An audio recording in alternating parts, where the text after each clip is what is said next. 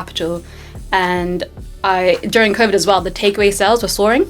So my family have a background of having an Indian Bangladeshi restaurant, so I wanted to bring something new to the market, and there was no Indian fusion pizza place at all near me, so I took the opportunity and Bombay Pizza started.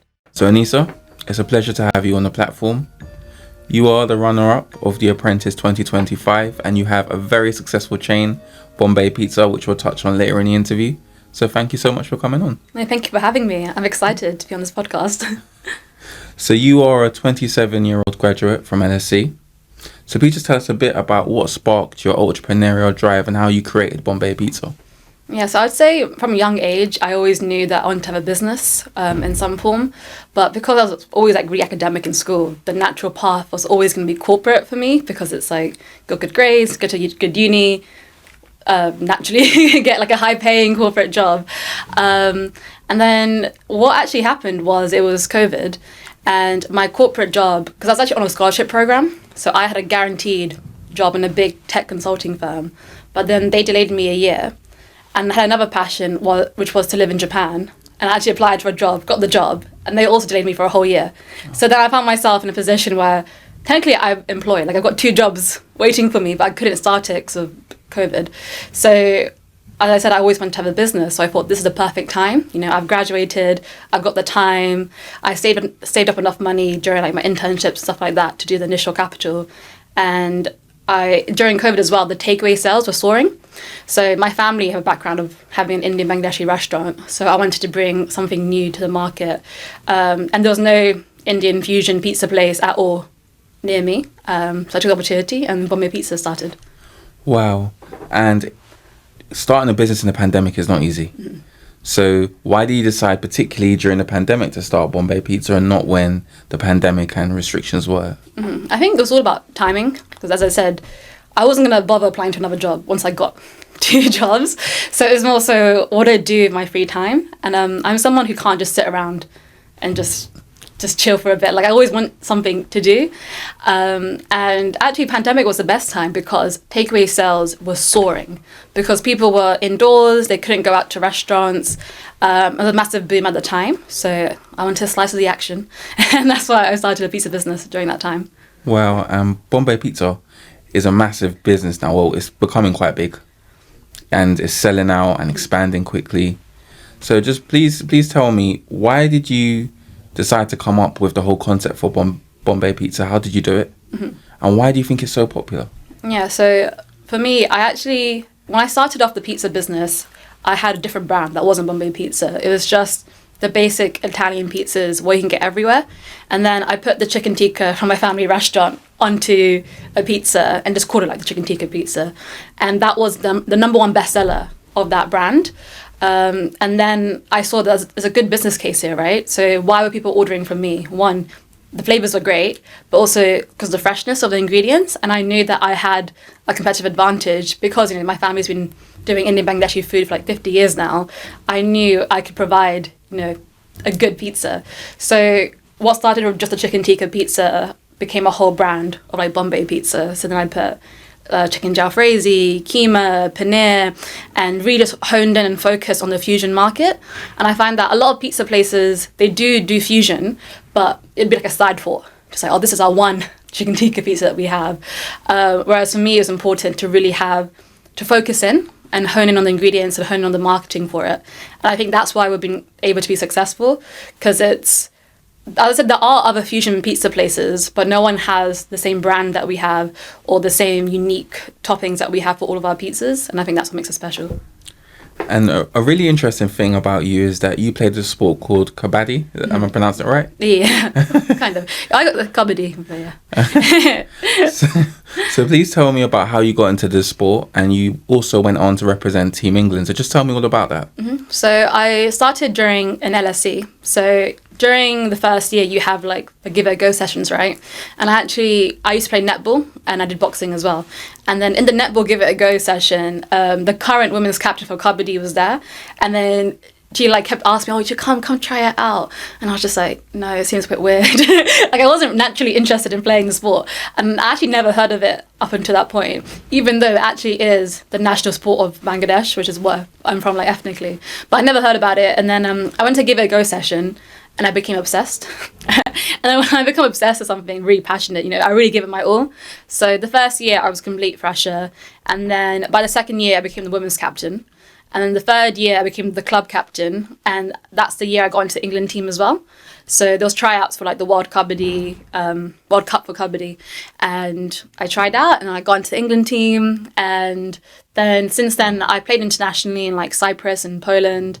It's weird because it was a big part of my life for a good few years. Now I'm more focused on my business and the pizza. But I love Kabaddi. I learned so much from playing the sport, but also like becoming captain. So it taught me a lot. And what are some of the lessons that you've learned from playing the sport that have helped you in business? I think definitely around leadership and also being a team player. I think I remember, again, because I took it very seriously. I think most things very seriously. But I remember like when I was in second year and I was the captain, my team kept losing like every match. And it was weird because like in my first year, we won all the matches. But there was a whole new different team. So it was a brand new team. So that's why we had to train them up. And I remember that taught me one of the biggest business lessons of like having a team. How do you motivate people? How do you use people's like skill set? Like one person's better at defending, one person's better at attacking. How do you really like, can I have that strategy in place? So even though it's a small sport, it just taught me so many skills that I now use for business. Amazing. And I also want to now move on to your time on The Apprentice. Mm-hmm.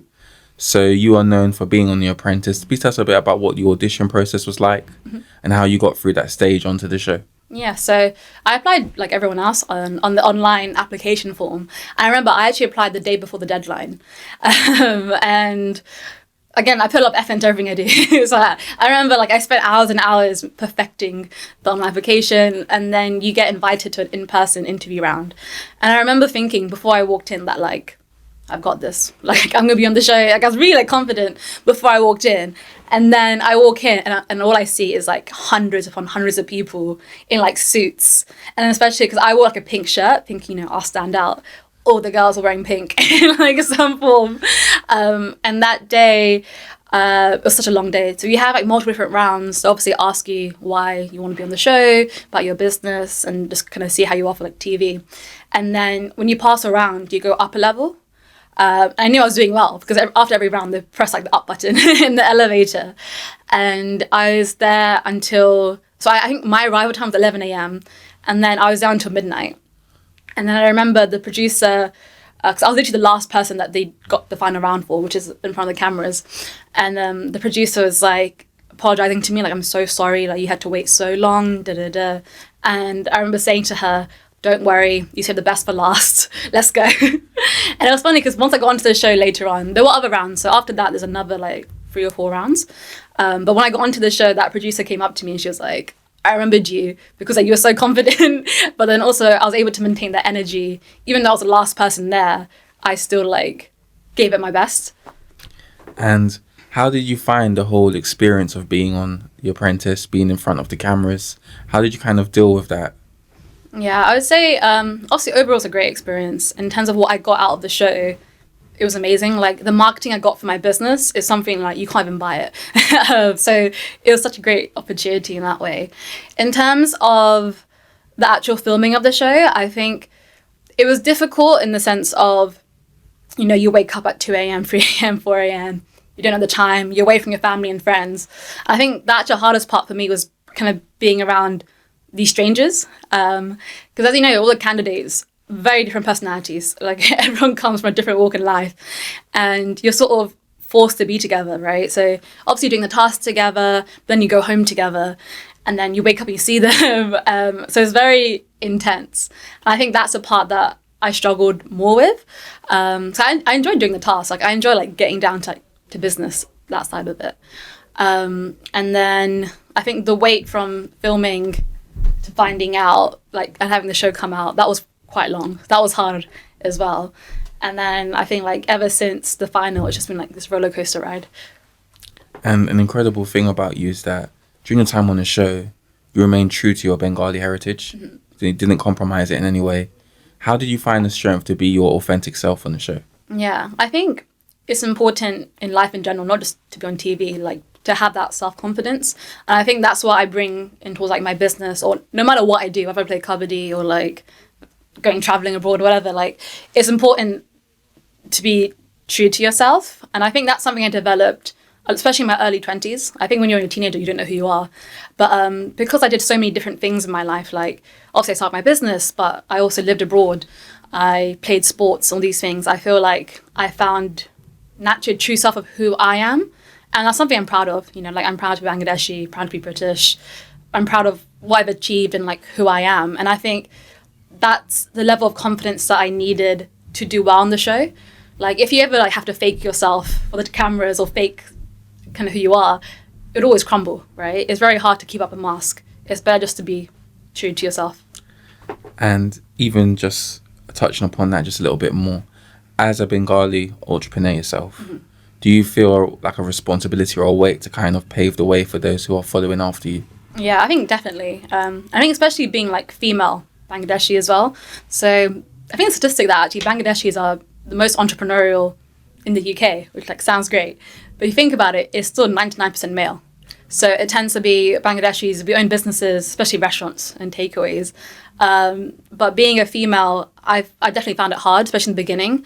Because when I started my pizza business, I got a lot of criticism from like my family and the people in the community, because they're like, one, the idea of like a woman should not be doing the food business, because especially they know how hard it is. Like, it's very long hours of work.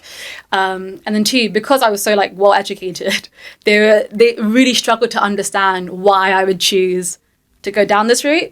So I got a lot of criticism, like almost on a daily basis, telling me to quit for years and years. And it's funny because obviously now I've achieved success. You know, I went on the show, my business is booming. Now everyone's so proud of me. Everyone's like, oh yeah, amazing. I always know you could do it. You're always so smart. And it's funny because like now the narrative has changed now that I'm like, I've achieved some level of success. So I think it's really important for me to be like female, British, Bangladeshi.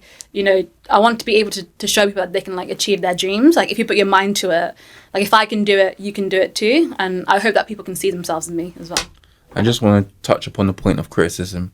How did you overcome that to achieve what you have now? Because many people would have given up. A lot of it is you have to have self-confidence, whether that's delusion or like fact.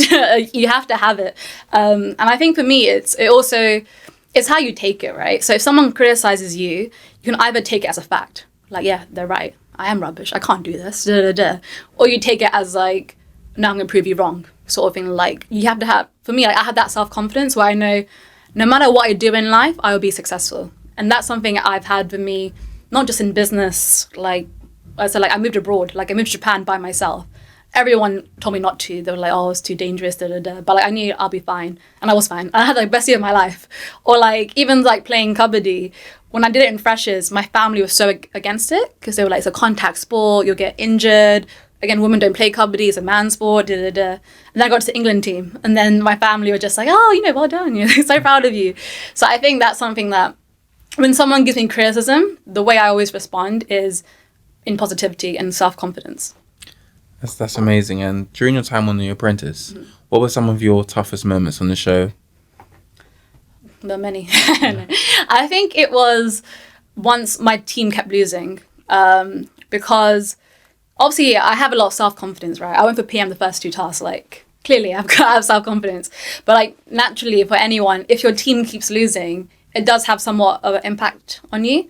And I think the part that I struggled with is like, some of the other contestants would also kind of rub it in my face in a way that, oh, your team kept losing. Oh, Anisa, And they would like, there were certain people who would like kind of bring me down as well. And I think it made it difficult because, as I said, I was around these people 24/7. I didn't have my family and friends. So I didn't have my friends to give me like a pep talk. So I had to like make sure I give myself a pep talk. So I think that was challenging, especially, I think at the ultimate like low point of the show was probably in week 8, where my team lost, and technically it was all my fault. In terms of what you guys saw, the audience had happened, it wasn't looking good for me. And I think at a point also the whole team was like, yeah, fire her. And then, but it also became one of my best moments because you guys didn't see it on camera as much, but Lord Sugar literally was like to me, why should I keep you? And then I gave one of the best speeches of my life, which you guys never saw, which annoyed me because I gave a good like few minute speech talking about like my achievements, my goals, and what I bring and what I would want for the business. And then I remember in that moment, like Lord Sugar was like so impressed by me. Brian Sprady and Tim, they were like singing my praises. So it became like one of my worst moments to one of my best moments because it became like they saw something in me. I think that gave me a lot of power when it was very easy at that point to definitely like get rid of me. But they were like, no, we're keeping her. She has something. So let's flip to the good moments because there's quite a lot, I'm sure. So please talk to me through some of those. Yeah. So my best moments were definitely, I think, the beginning and the end. The end, especially when I got the 5-star review from Mike, that like just changed my life completely in a way because it gave. There's not many opportunities you have to promote your business on national TV, and to get a 5-star review, you know, in real life when he said that, I was just so happy that he actually went down and tried my product, and also the final was like one of the best days of my life when we actually filmed it because I was really proud of myself that I was able to, you know, present in front of people, give my business idea, and I'm someone who's like very serious about my business, and like that's why I went on the show. So it was such a highlight to have made it to the final and then to be able to speak about my business, and, you know, like I'm so proud of like what I said and how I conducted myself. And the other best moment was probably the second week. Well, I was PM the second time and we got the win in. Like that was like a good moment for me. Amazing. And I asked Dean this, but I want to get it from your perspective as well. The boardroom showdowns, what are they like? Because I know it's 3 hours worth of filming. So please tell me how you kind of survived every time and what you drew upon within yourself to get through those difficult stages. Yeah, I think they're definitely very intense. And I think a lot of people struggled with it. In a way, I was quite lucky in the sense that, because my team lost the first ever task, right? So, and I was project manager. So at that point, I was at the riskiest point you could be. Because historically, the PM of the first week normally gets fired. But I remember that first boardroom just being so scared because I didn't know what was happening. But it turned out really well because Lord Sugar basically said how like I was a great PM. You did nothing wrong. So I remember having that sigh of relief, like, oh, okay, that was fine. But because I had kind of ripped the bandage so quickly early on, and then because my team kept losing, I naturally got used to it. Like I didn't find it scary at all, especially when we got to like the final weeks. I think that's why I also came across very confident and well-spoken because my fear, I wasn't like as scared. And I think with the boardroom, it's not that hard if you like can anticipate, right? So I'm someone who thinks a lot. So before walking into the boardroom, I'd always think of scenarios of like, okay, what if this gets brought up? What was the reason? Why did I do this? Or like who should get fired? You had to think of the strategy behind it, right? And then I always made sure I gave it my best during the task, so that like when I came down to the boardroom, if my team lost, at least I could say what I've done. And I was always like not necessarily proud of everything I did, but like everything I did had like a reason behind it. So I wasn't scared. Like even the final boardroom, like at one point, I remember like the last year, I started getting bored a bit where I just sat down because I was like waiting like for my part like to speak. So I was able to control my nerves very well with that. That's incredible. And you got to the final 4 and then to the final 2. So please just talk me through your experiences at both of those stages. Yeah, so I would say the final 5, I think that was when we all cried. Like everyone who got to the final 5, we cried because like it was task 10 and then again my team lost. But by that time I kind of got used to it. But in terms of my final performance for that task, I wasn't worried because I had the highest sales in my team. I literally carried my sub team, so I wasn't worried, except for the point where it was quite a big moment where it was between me and Mia, and then Jordan was in the middle, and I remember not being scared because, as I said, like I didn't mess up the task, and then he said, and Anisa with regret, and he started putting his finger up, and I was like, wait, what? So I remember then that's when I was like shook to my core because I was like, oh wait, am I actually gonna get fired for this? And then I interrupted him. I don't know how much they showed in the actual episode, but I basically interrupted him and I was like, did my pitch again. I was like, no, like I should stay because of X, Y, and Z. And when he like, once I realized I got to the final 5, that's when like a tear had to come in, because even though like, obviously I'm a confident person, as I said, losing that many tasks and like the whole process is very challenging. So to have made it to the final 5, it was like this relief that, okay, the tasks are over. It's now about just the business. And then, as I said, that's what I'm very confident on is my business. Like, I believe my business is a good product and it's a scalable business.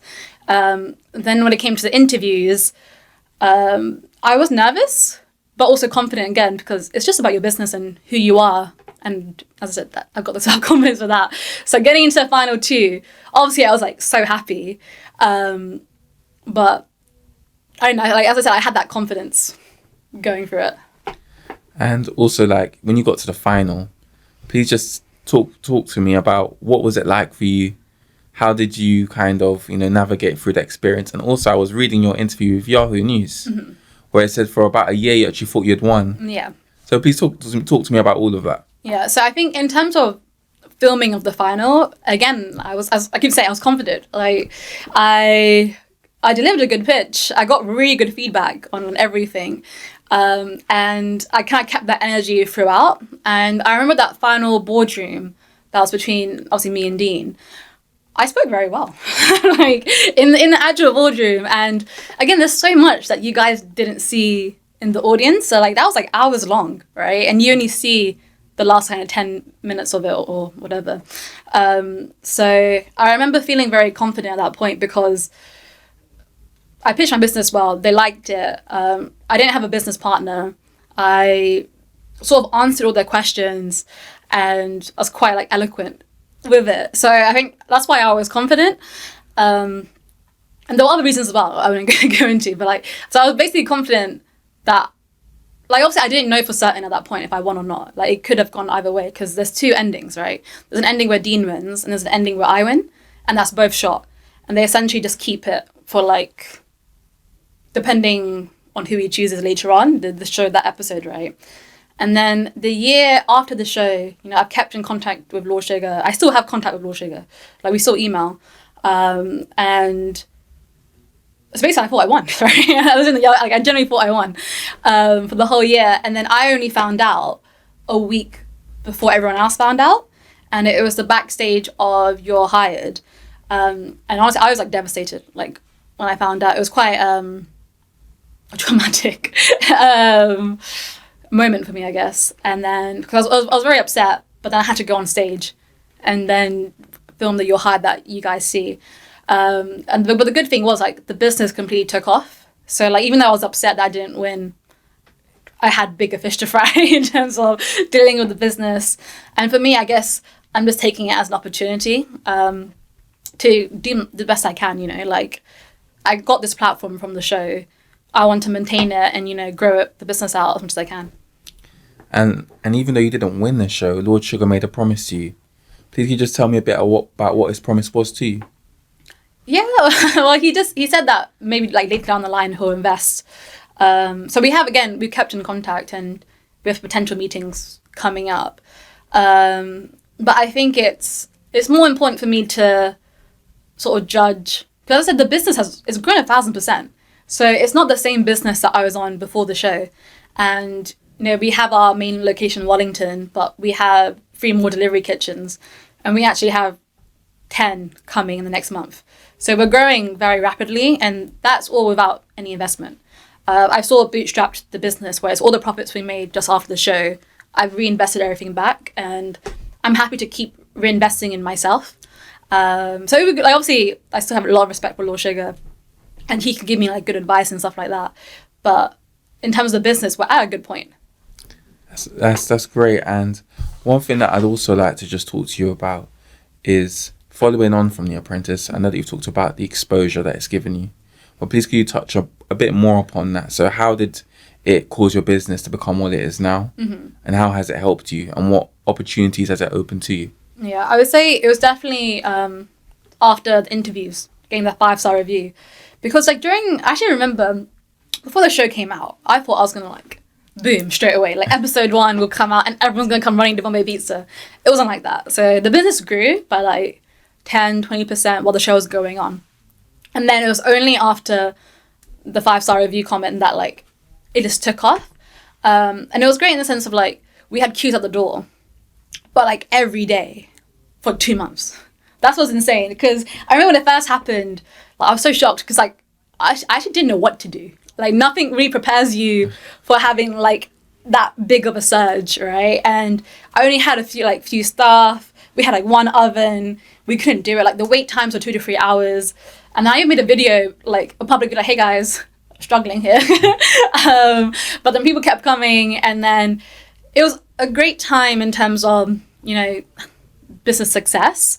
But it was also one of the worst times in terms of like my like personal health and like personal well-being. This took a toll because it became like every day react, like trying to grow the business out as quick as possible. And I didn't really have guidance from anyone. I was pretty much like left alone to deal with it. So that was really hard.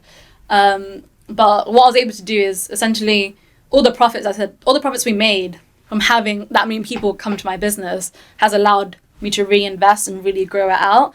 And it's really given me that platform where a lot of people now know who I am. And they have quite a relatively positive feeling towards me, which I'm so grateful for, because like I have so many strangers come up to me still. Like it's been months after the show, I get recognized every day. People ask me for photos every day, and everyone says like really sweet things about me. And they would say, oh, I wanted you to win, oh, you're amazing, da, da, da. And it's so sweet, and like I really appreciate it a lot. And like having that where it's like clearly I'm the face of my business, but people think of me well and they think of the business well as well. And like getting that 5-star review is kind of allowed us to have a very solid brand recognition, which I wouldn't have had before the show, right? Because before the show I had one place in Wellington, and Wellington's like very South London. No one knows about it unless you're from the area. So like it just catapulted me up. And I think, you know, I don't take that for granted at all. And since The Apprentice, I've not taken a break. I've just continued on, kind of keep my momentum, and we're growing fast. And as I said, we have so many more things coming that the public don't know about yet. I'm so excited to reveal, like once it all kind of comes into fruition. And a lot of that I wouldn't have had the opportunity if it wasn't from the show. And again, like that's why I have so much gratitude. Like even though the show was traumatic, not winning was traumatic, and all these stuff had happened, like I'm just grateful that that's led to what I'm doing now. That's amazing. And just talking just a little bit more about you. Mm-hmm. So Bombay Pizza, I think, is an incredible idea. Thank you. But please tell me a bit about the cultural influences, how you found the niche. Because I think Bombay Pizza is also blown up because there's not a lot of pizza companies that have thought the way you have. They're not capitalized on it. Yeah. So please just talk to me a bit about that. Yeah, so I think what makes Bombay Pizza successful is also so many elements. The concept itself is good. But with us, it's like we definitely do it fusion. So there are some other Indian places that have pizza, but it's literally like curry pizza. And then it's a bit too much on the like the Indian side of it. And then you have other places or just normal pizza places, either Italian or like chains like Domino's, Pizza Hut, and they'll do Indian fusion, but it's an afterthought is always like that's something that's kind of like a frozen thing they get in and they put it on top of the pizza, right? So that's kind of what the two elements were. And I think Bombay Pizza is in the middle, where we have all the flavors, but it's still a fusion, like it's still a pizza, right? And then what was important to me is, so I know that all the toppings taste great. So as I said, my family have had an Indian Bangladesh restaurant for like 50 years. So we've perfected like the curry topping recipes. And we do it so it's like, it's not just for Indian people, for example, or the South Asians. Like our clientele in the restaurant is a mix, is the whole nation, right? Like you don't have to be Indian to like Indian pizza kind of thing. So that's what we were able to get the right flavors. And then with the base, I worked really hard with someone who's actually Italian to create a good structure for the pizza. And that having that together has meant that I know for a fact the product is good and I have faith in our product. And I think the other reason for the success is also, I guess, me and kind of pioneering it and kind of making a modern brand, not just like a cheap kind of takeaway in a corner kind of thing. It's like kind of bringing my expertise in terms of like my corporate background, but also marketing, having that really strong like founder-led story behind it. And I think like in terms of business in like this new age, a lot of like the big businesses are up and coming. You tend to know the founder now. And I put my face with the business, right? And I think like that has led to a certain level of trust with the general public where, again, they feel like they know me because of the show, but then they also, because of that, they trust me, like with the pizza. And like I don't take that trust for granted. You know, I want to make sure that we give a good product, a good service. So I think that whole combination has led to like a really killer sort of movement for us. And that's how we hope to expand Bombay Pizza across the nation. And you're just touching upon your point about the expansion. Could you please just tell me a bit about how you plan to expand it? Mm-hmm. So as I said on the show, we want to have like delivery kitchens across the country. And so we have 3 already and we've got 10 coming next month. So there's a lot. But the reason why that's one of our main focuses is because as in a business perspective, it's the most cost-effective way. All right. Because for me to have, for example, a restaurant in every single location, I'm looking at like £500,000 investment or £250,000 investment just for each location. And the costs are very, very high. Whereas a delivery kitchen is very low cost and allows like quick coverage across the country. So that's how we're expanding so far. But it's not just delivery kitchens, we're also looking at actual restaurants. But with restaurants or takeaways, we're focusing just on the city centres now to have that, because you need it like it's more like a two-way attack where it's like, yes, you get the convenience of having it straight to your door, but we want to make sure we have a location that you can actually physically go to as well.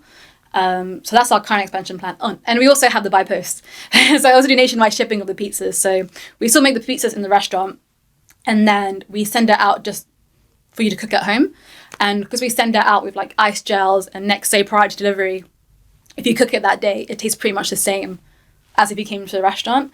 So I'm really proud of that service we offer as well. And that also allows us to be nationwide from now. Thank you. And the last question I'd like to ask you is, what advice would you give to somebody who is thinking about going on The Apprentice, but is not sure if they should? Yeah, just do it. Just apply. There's no point thinking about it. Because also, the amount of people, it happens to me almost daily as well, that come up to me and go, I always want to go on The Apprentice. And I'm like, okay. Do you apply? And they're like, oh, no, I didn't apply. And I was like, okay. So you didn't really do anything about it, right? So if you have that, that's not even just for The Apprentice. Anything in life that if you want it, just go out and do it. You know, apply. It is very hard to get in. It is very, very competitive. But yeah, just do it. Do the online application. And if it doesn't work out, just think of different ways that you can have your own business, right? I think that's what... I think you should go on The Apprentice wanting to have a business or wanting to grow out your business. That's the best way. And there are different ways to do it that aren't just going on The Apprentice. Thank you so much, Anisa, just for taking the time out to come on my platform. It's been an honour to interview you. Thank you for having me. I had fun.